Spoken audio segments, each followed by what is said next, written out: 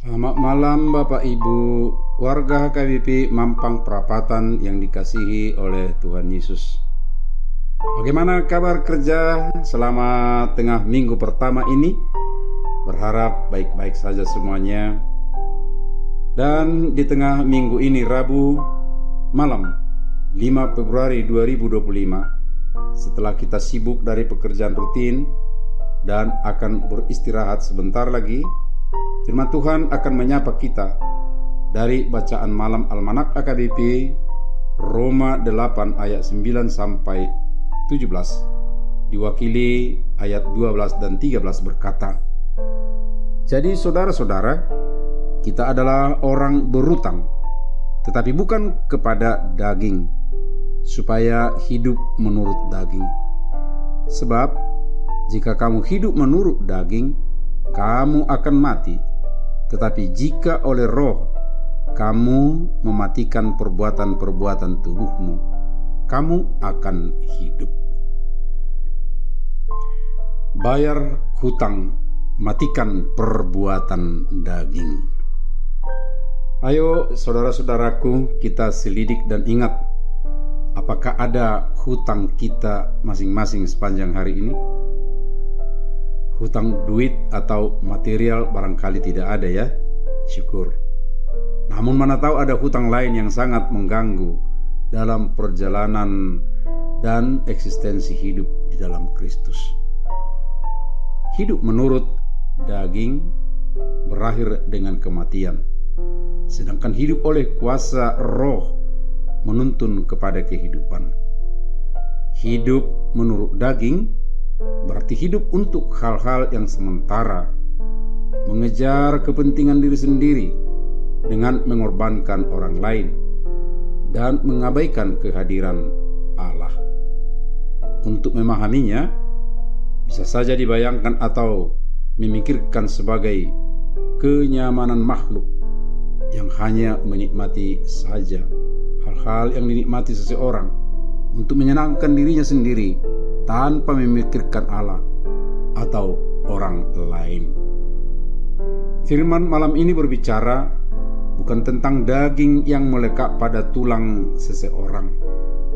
Istilah daging yang dipakai adalah metafora untuk kecenderungan manusia untuk mencari dan memiliki semua yang membawa kepuasan langsung dan segera bagi dirinya sendiri dan tanpa memperhatikan perspektif rohani. Konsekuensi dari cara hidup demikian adalah kematian. Sebutan kematian pun dalam konteks ini tidak berarti kematian fisik, tetapi kematian diri sebagaimana yang Allah inginkan, yaitu kematian rohani. Jalan keluarnya adalah mematikan perbuatan-perbuatan tubuh.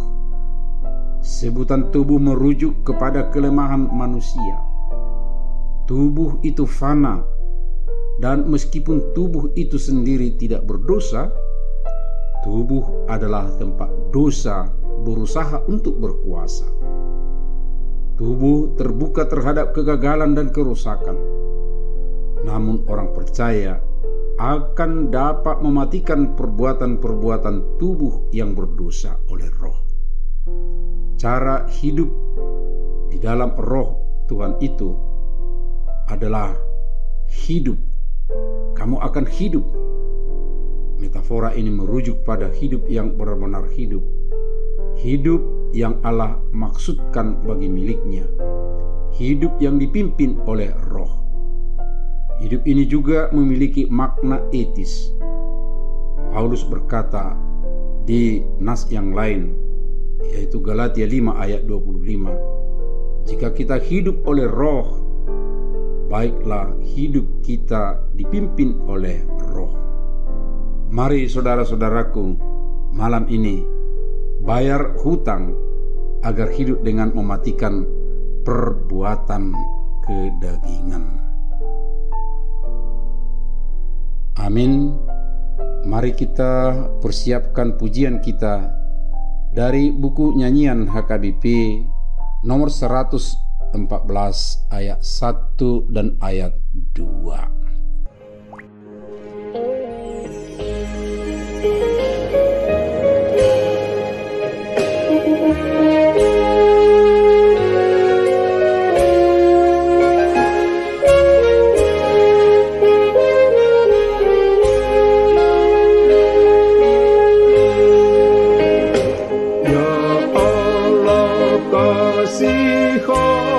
Kasihanilah semua umat-Mu yang syarat dengan dosanya bersujud padamu. Ya Bapa kasihkan, ampuni dosa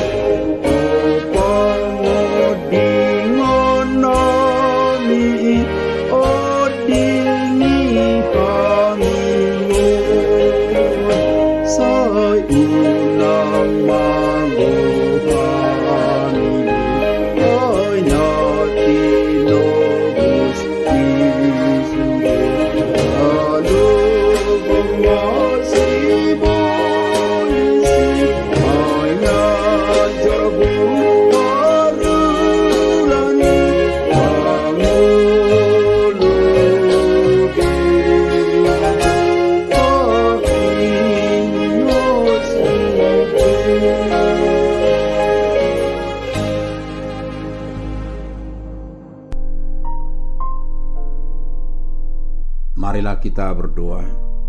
Ampuni kami jika hutang dosa yang mematikan kami, ya Tuhan, dan kuatkan kami dalam tekad untuk hidup di dalam Roh-Mu yang menghidupkan. Lindungi dan berkati kami serta semua teman-teman dan milik kami pada malam hari ini. Amin.